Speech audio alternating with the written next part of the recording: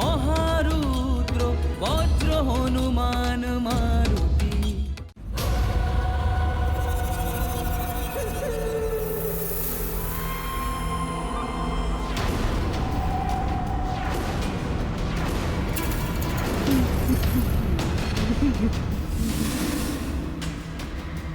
মহাপ্রস্থ, ভ্রাতা রাবণ বানরদের নিকটে পৌঁছে গেছেন। উনি সংকটে পড়তে পারেন। দেখেছো, বানরদের মধ্যেও উত্তেজনা তৈরি হচ্ছে। আমাদের এই রাক্ষস সেনাদের সাথে যে কোনো পরিস্থিতি সামলানোর জন্য সজাগ থাকতে হবে।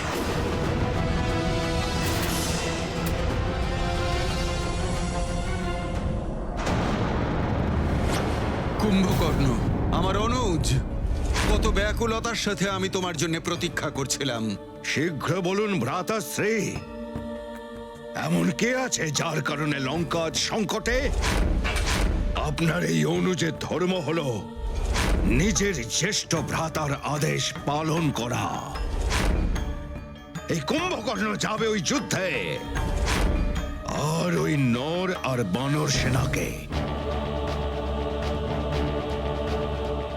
পিঁপড়ের মতো পিষে মেরে ফেলবো।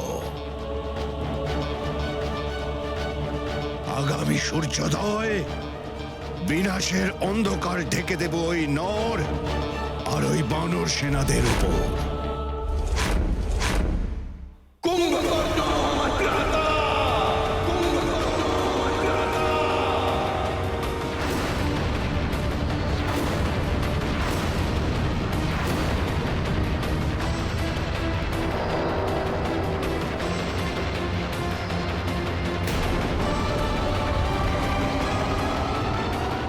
ও এখানে যুদ্ধ করতে না, বরং কুম্ভকর্ণের মৃত্যুতে শোক জ্ঞাপন করতে এসেছে।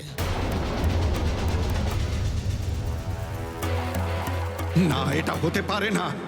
আকাশ মাটিতে মিশতে পারে, এই পৃথিবীও উল্টে যেতে পারে, কিন্তু না, তোমার কিচ্ছু হতে পারে না প্রিয় ভ্রাতা। তুমি এইভাবে আমাকে ফেলে একা যমলোকে যেতে পারো না। হে মহাশক্তিপুঞ্জ কুম্ভকর্ণ, রাবণের বল ছিলে তুমি, আমার ডান হস্ত তুমি ছিলে কুম্ভকর্ণ। এইভাবে তুমি আমায় একা ফেলে রেখে মহাশূন্যে তুমি কি করে লীন হয়ে গেলে কুম্ভকর্ণ? এই জগৎকে একাই ধ্বংস করার ক্ষমতা রাখতে পারা কুম্ভকর্ণ কি করে নিজে মৃত্যুবরণ করলে?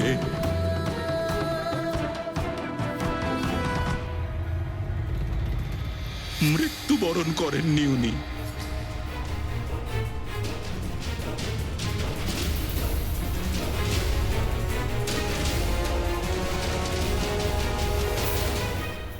প্রভু শ্রীরামের বাণের দ্বারা মুক্তি লাভ করেছেন উনি।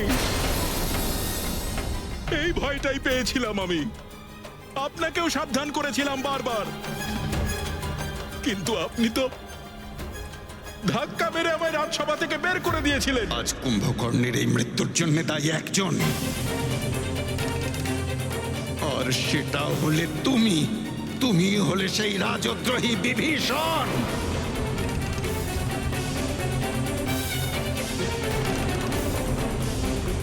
তোমায় বধ তো সেই সময় করে দেওয়া উচিত ছিল, যখন তুমি ওই বনবাসীর শরণে চলে যাচ্ছিলে।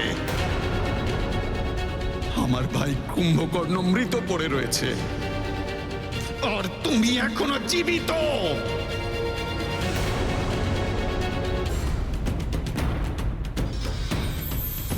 বিলম্ব হলে হোক, তবু নিজের ভুলের প্রায়শ্চিত্ত করব আমি, তোমায় শেষ করে।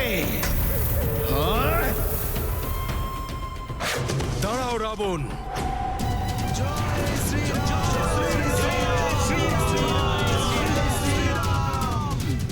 শেষ করে দেবো রাক্ষসরাজ রাবণকে।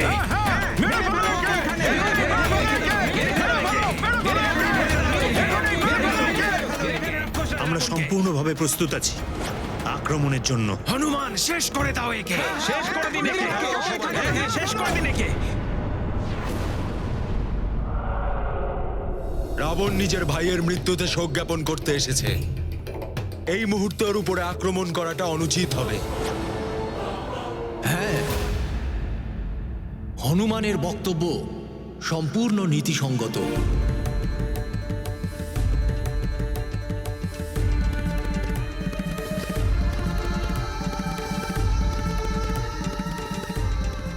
দশানন এখন শোকাচ্ছন্ন, এখন যুদ্ধের অবস্থায় নেই।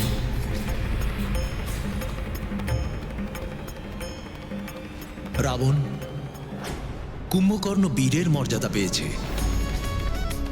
মরণোত্তর সম্মান একজন মহান যোদ্ধা যেটা পেয়ে থাকেন, তিনি সেটা প্রাপ্ত হয়েছেন। যদি তুমি এই উদ্দেশ্যে এখানে এসে থাকো, তাহলে পূর্ণ সম্মানের সাথে কুম্ভকর্ণের মস্তক এখান থেকে নিয়ে যেতে পারো।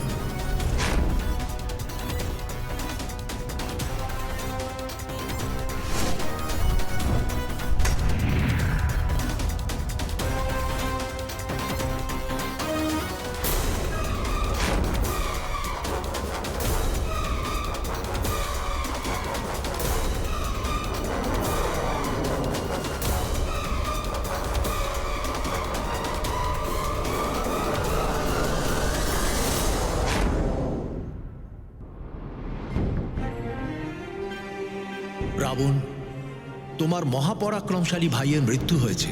এটা অত্যন্ত দুঃখের কথা তোমার কাছে এবং তোমার পরিবারের কাছে। এর বিধিবদ্ধ অন্তিম সংস্কার করো।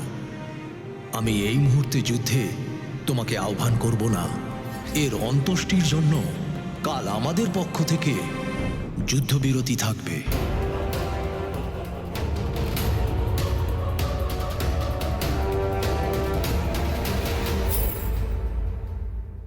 কিন্তু রাবণের পক্ষ থেকে কোনো রকম বিরতি থাকবে না, যতদিন না তোমাদের প্রত্যেকের জীবনের বিরাম চিহ্ন আঁকা হয়।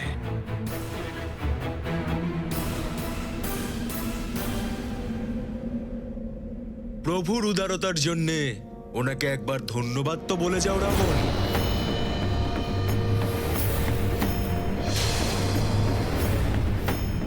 তুমি শত্রু, তবুও উনি তোমার কষ্ট বুঝেছেন, তোমার উপর দয়া করেছেন।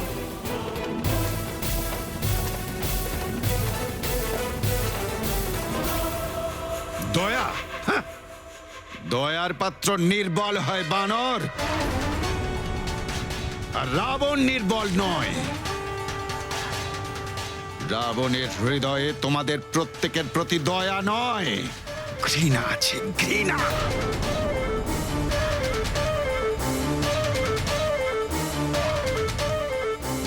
যে তোমাদের প্রত্যেকের ওপরে শীঘ্রই মৃত্যুরূপে ভেঙে পড়বে।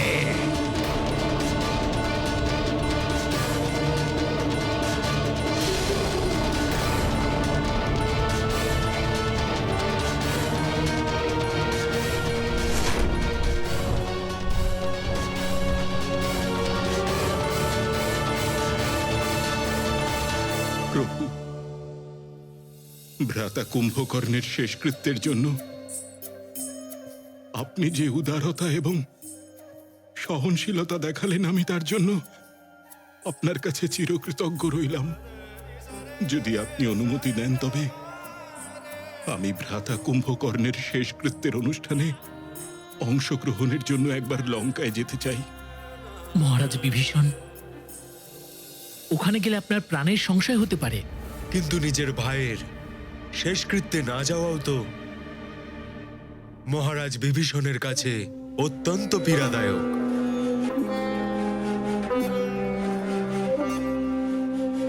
পরিবার পরিজনের উপস্থিতিতে ভ্রাতা রাবণ আমার উপর আক্রমণ করবেন না।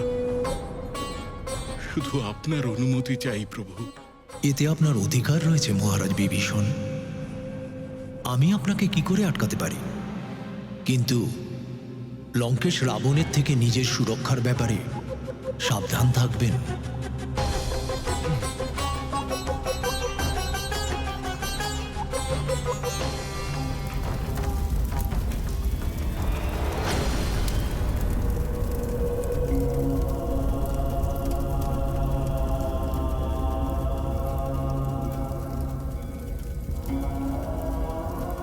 কুম্ভকর্ণ, আমার পুত্র।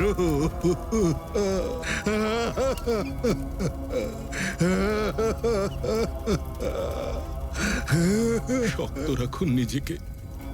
কিভাবে শক্ত রাখবো আমি নিজেকে? এর আগে আমার পৌত্র অক্ষকুমারের চিতা জ্বলেছিল, তখনই আমার আশঙ্কা হয়েছিল যে এরপরে নিশ্চয়ই আমার কোনো পুত্রের চিতা জ্বলবে। আরে সেই চিতা যে আমার মহাবলী পুত্র কুম্ভকর্ণের হবে, সেটা আমি স্বপ্নেও ভাবিনি। বিভীষণ,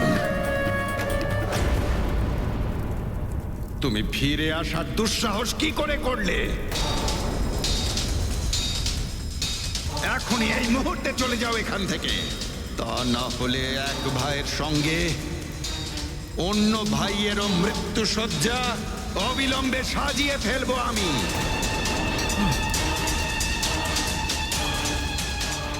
যাও, আর আমার ভাইকে যে বধ করেছে সেই বনবাসীকে বলে দাও যাতে প্রস্তুত হয়ে যায় সে এই রাবণের বাণকে প্রতিহত করবার জন্যে।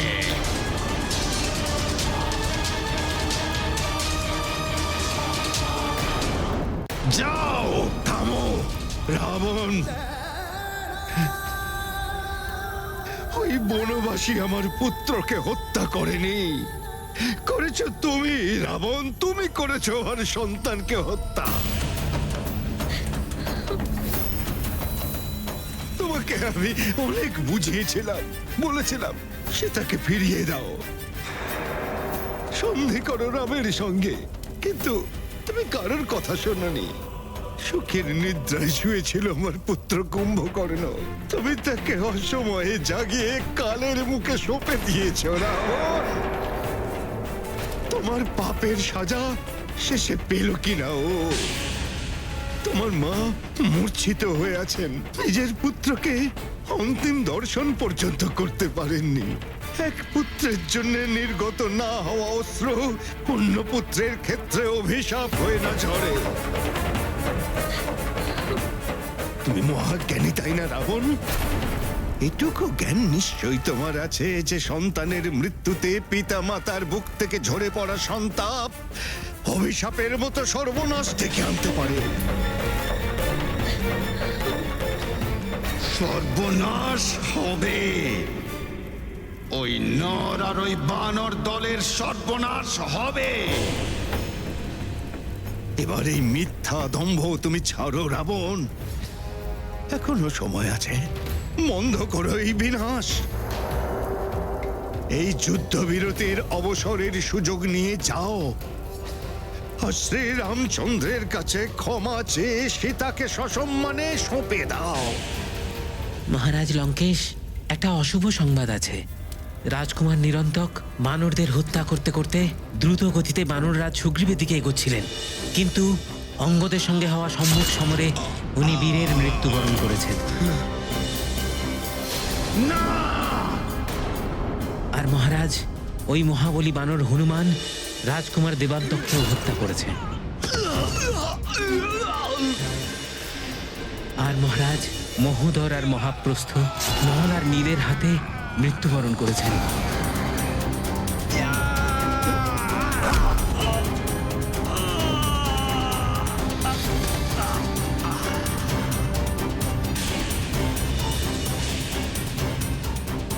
উগ্রতার সমস্ত সীমা তুমি লঙ্ঘন করেছ রাবণ। অন্যায়, অধর্ম আর নীতিহীনতা যেন তোমার শরীরের অঙ্গ হয়ে উঠেছে। অন্যায়, অনীতি, অধর্ম, এই সবের যুদ্ধে কোনো অর্থ নেই। যুদ্ধের একমাত্র ধর্ম হলো বিজয় লাভ।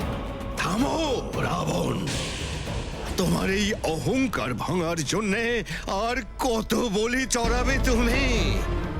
নিজের এক পুত্র আর এক ভাইকে হারানোর পরে নিরন্তক, দেবান্তক, মহোদর এবং মহাপ্রস্থ তোমার দম্ভের বলি হয়েছে রাবণ। এখনো তুমি এটাও বুঝতে পারছো না যে কোন মহাকালের সঙ্গে শত্রুতা করছো তুমি? মহাকালেরও কাল এই রাবণ। যদি স্বয়ং ব্রহ্মদেব উপস্থিত হন, তিনিও শান্ত করতে পারবেন না এই রাবণকে। আমি আমার মহাবলী ভাইয়ের মৃত্যুর প্রতিশোধ নেব। এবার আমার পরিজনেরা, আমার সকল যোদ্ধা হয় রণভূমিতে যুদ্ধ করতে করতে মরবে, অথবা যুদ্ধে বিজয়ী হয়ে আমার প্রতিশোধকে পূর্ণতা দান করবে।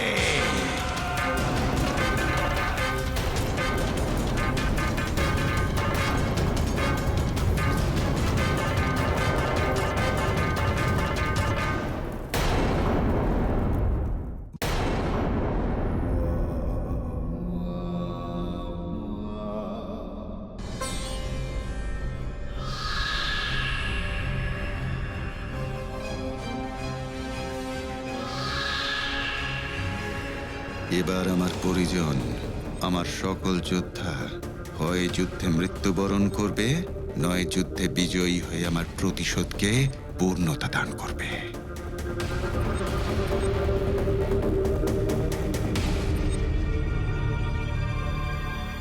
না!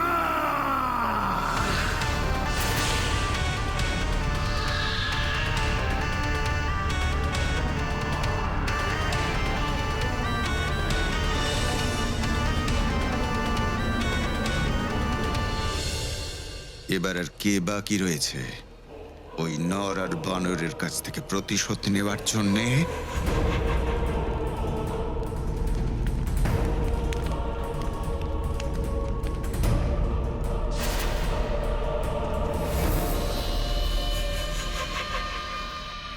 প্রভু, সবকিছু সমাপ্ত হয়ে গেছে।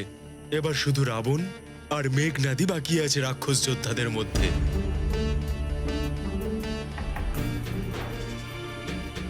কিন্তু ওরা দুজন শক্তিতে সহস্র মহাবলী যোদ্ধাদের থেকেও অধিক বলবান। আমরা ওদের সংযুক্ত শক্তিকে সামান্য ভাবলে ভুল করব। এটা আমার সম্পূর্ণ বিশ্বাস। ওরা অবশ্যই আমাদের পরাস্ত করার জন্য এখন কোনো মহা বিনাশকারী পরিকল্পনা করছে। পিতাশ্রী, এই দীপকটি আমার জীবন জ্যোতির রূপে প্রজ্বলিত, আর আপনার এই দীপকের কাছে আসার অর্থ আমি খুব ভালো মতোই বুঝতে পেরেছি। আমাকে রণভূমিতে যেতে হবে। এখন তুমি ওখানে গিয়ে কি যুদ্ধ করবে মেঘনাদ? ছেড়ে দাও। কেন পিতাশ্রী? আমার শক্তির উপর আপনার কি আর কোনো আস্থাই নেই? অসফল। প্রত্যেকবারই অসফল হয়েছ তুমি। নিজের শক্তি হারিয়ে ফেলেছ তুমি। অশোক কাননে ওই তুচ্ছ বানরের উপর প্রয়োগ করে ব্রহ্মপাশ হারিয়েছ তুমি। ওই নর আর তার অনুজের উপর নাগাস্ত্র প্রয়োগ করে সেটাও হারিয়েছ। এখন যেটুকু মায়াবী শক্তি তোমার কাছে অবশিষ্ট আছে,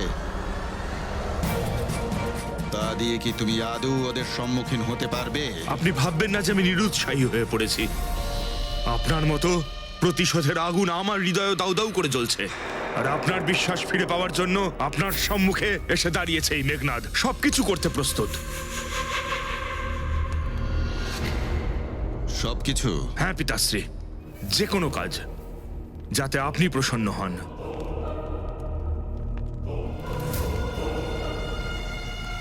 ব্রহ্মাস্ত্র আছে তোমার কাছে, সেটা প্রয়োগ করো।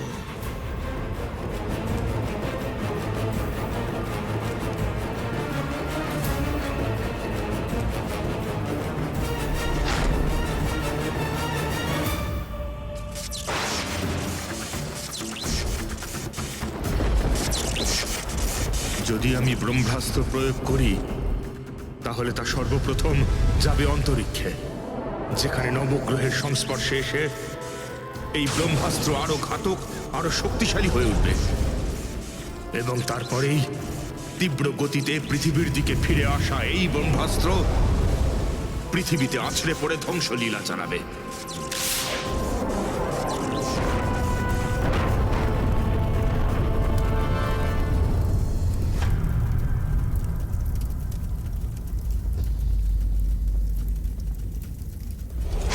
কিন্তু পিতাশ্রী ব্রহ্মাস্ত্র তো এটা কিন্তু সময় নয় মেঘনাদ। আমি ব্রহ্মাস্ত্র প্রয়োগ করতে পারবো না, কিন্তু তুমি সেটা সিদ্ধ করেছো। এটাই একমাত্র আমাদের পরাজয়কে বিজয়ে পরিবর্তিত করতে পারে। আর নিক্ষেপ করো ওই নর আর বানরের মাঝখানে, যাতে সবাই একসাথে ধ্বংস হয়ে যায়। এক মুহূর্তে সবাই যমলোকে পৌঁছে যায় আর আমি বিজয় লাভ করি। রাবণ যুদ্ধবিরতি ভেঙেছে। যুদ্ধের নিয়ম আর নীতির ওই রাক্ষসটা কিচ্ছু পালন করে না। ওরা পুনরায় যে কোনো সময় আক্রমণ করতে পারে। এবার কেবলমাত্র রাবণ আর মেঘনাদী বেঁচে আছে সমগ্র রাক্ষস সেনাদের মধ্যে। অতএব আমাদের সব সময় প্রস্তুত আর সতর্ক থাকতে হবে।